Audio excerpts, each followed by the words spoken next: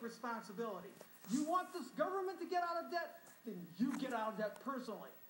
Stop the spending. Stop the borrowing.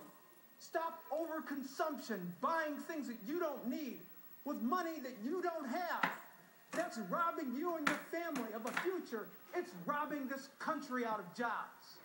So I'm going to ask every American right now, get out your credit cards, cut them up, free yourselves. Free yourselves. Well, a dramatic plea to control spending from Democratic Congressman Hanson Clark today, but it wasn't directed to his colleagues in Congress, it was directed to the American people. The Congressman from Michigan joins me now. Congressman, I watched that. Powerful stuff. You seem to be suggesting it is the American people responsible for our nation's debt. It's Congress.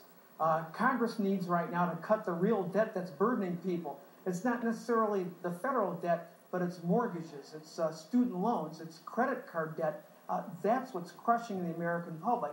And if we could cut that debt, help Americans become debt-free, now they're also responsible. That's why I asked all Americans to quit borrowing money, quit spending money you don't have, cut up your credit cards, because that action, along with Congress forgiving certain student loans, cutting mortgages down to the value of our homes, that could free up money that Americans can invest, could support employers, that would create jobs. Well, that's your plan. That confuses personal debt on credit cards, mortgages, car loans. That confuses that debt at the personal level and blames the individual for that debt. It confuses it with the national debt, which is essentially politically driven.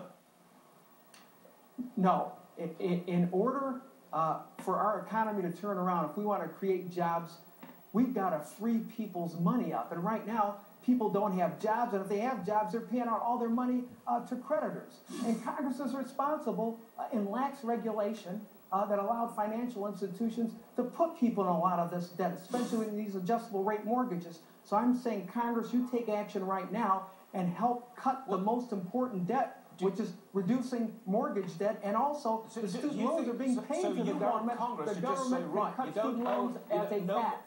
What you want is for Congress to say, right, you don't have a mortgage any longer, it's wiped out.